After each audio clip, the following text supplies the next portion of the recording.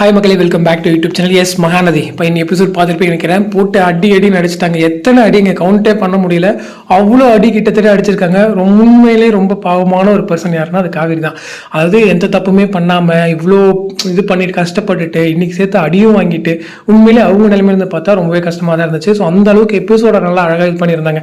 So ஒரு பக்கம் வந்துட்டு ஃபர்ஸ்டே அந்த பாட்டெல்லாம் போட்டு அதெல்லாம் வந்து ஸ்டார்டிங்கே நல்லா கொண்டு வந்தாங்க. ஸோ இங்கேருந்து வெளியே வந்தோடனே விஜய் ஒரு தப்பு பண்ணார். என்ன அப்படின்னா, நம்ம எங்க போறோம் அப்படின்னு சொல்லி அவங்க இவ்வளவு நாள் மனசுக்குள்ள கேட்டுட்டு இருந்ததை சரி இன்னைக்கு வெளிப்படையா கேட்போம்னு அவங்க டைரக்டா கேட்டாங்க காவேரி. இவர் அப்பவாச்சும் உண்மையை சொல்லியிருக்கணும் இல்ல, ஏதாவது சர்க்காசமாச்சும் சொல்லியிருக்கணும் இல்ல. பட் இவர் மறுபடியும் அந்த கனவு சீனை அப்படியே வந்து ரீக்ரியேட் பண்ற மாதிரி, ஆமா தான் முடிஞ்ச ஃபர்ஸ்ட் இது ஆஃபீஸ் போறோம், அது முடிஞ்ச உடனே கான்ட்ராக்ட் முடிஞ்சிருச்சு இல்ல, உங்க அம்மா வீட்டுக்கு வந்து சென்ட் ஆஃப் பண்ண போறேன் அப்படின்னு சொல்லி அவர் சொல்லிட்டாரு. உண்மையிலேயே அது எவ்வளவு டென்ஷன் ஆகும் நமக்கு பார்க்கும்போது. இது வந்துட்டு அங்கிருந்து நம்மளுடைய ஹோல் மகாநதி ஃபேமிலியுமே கேட்டாச்சு. ஸோ அவங்க அங்கிருந்து வந்து கத்த ஆரம்பிச்சிட்டாங்க. ஸோ அவங்க வந்து வந்த உடனே காவேரி போட்டு அவ்வளோ அடி. ஸோ அவ்வளோ அடி மிதினா ஒரு பக்கம் ராகினி உள்ள வந்து என்ன நடக்குதுன்னே தெரியாமல் அவங்க ஒரு பக்கம் வந்து முடிச்சுட்டு இருக்காங்க.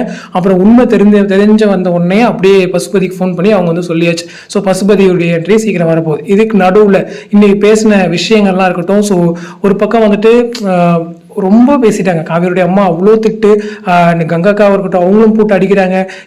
எதுக்குங்க இவ்வளோன்ற மாதிரி தான் இருந்துச்சு. அதே போல் தாத்தா பாட்டிக்குமே கூட, அதாவது பாட்டிக்குமே கூட நின்று திருவிழா ஆயிடுச்சு. ஸோ அவங்களுமே ஷாக்கிங்காக தான் கேட்குறாங்க.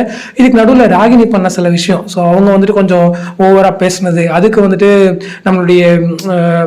நம்மளோட பாட்டி வந்து ஒரு தக் லைஃப் கொடுத்துருப்பாங்க. அதுதான் ஹைலைட்டே அதில்.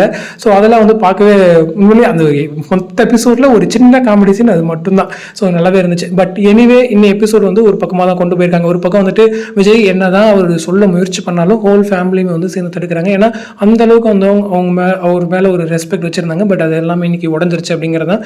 எஸ் குமரனுமே ஒரு பக்கம் சைலண்டாக தான் இருந்தார். பட் எப்போ விஜய் பேச ஆரம்பித்தாரோ அப்போ போயிட்டு விஜய் போட்டு அடிச்சிட்டாரு. கண்டிப்பாக இது தப்பு தான். ஏன்னா குமரன் நிறைய டைம் அவர் சொல்லியிருக்காரு, விஜய் நான் எந்த அளவுக்கு வந்து காவேரி லவ் பண்றேன் அப்படின்ற விஷயங்கள்லாம் அது தெரிஞ்சும் குமரன் வந்து அடிச்சது தப்பு. பட் குமரன் வந்து ஒரு ஜஸ்டிஃபிகேஷன் கொடுத்துருப்பாரு, அப்பா ஸ்தானத்தில் இருந்தனே அப்படின்னு சொல்லிட்டு.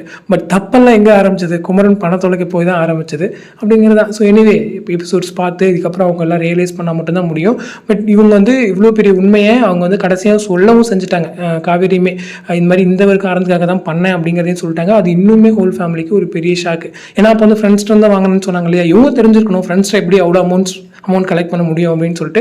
பட் அதுவும் போச்சு. ஸோ எல்லா உண்மையும் தெரிஞ்சு எல்லாம் அடிச்சு ஒரு பக்கம் அழுது ஒரு பெரிய போராட்டமான ஒரு எபிசோட் அப்படிங்கிறதான். ஸோ மிஸ் பண்ணாமல் பாருங்கள். எபிசோடுக்கு டிஆர்பி வேணும் அப்படிங்கிறதான். ஏன்னா நெகட்டிவ் இந்த சென்ஸ் ட்ரூத் ரிவீலுக்கு இந்த ஒரு நெகட்டிவ் ட்ராக் அவசியம் தான். ஏன்னா ஒரு அம்மாவா அவங்க அழுறது எல்லாமே கரெக்டாக தான் இருந்துச்சு. ஸோ எபிசோட்ஸில் பார்ப்போம் என்ன நடக்குது அப்படின்னு சொல்லிட்டு. ஸோ யார் இதுக்கப்புறம் தாத்தா சப்போர்ட் பண்ணி பேசுகிறாரா அப்படிங்கிறதுல இன்னைக்கு எபிசோட் அவர் பேசவே இல்லை. ஸோ வந்து என்னாச்சுன்னு மட்டும் தான் கேட்டார்.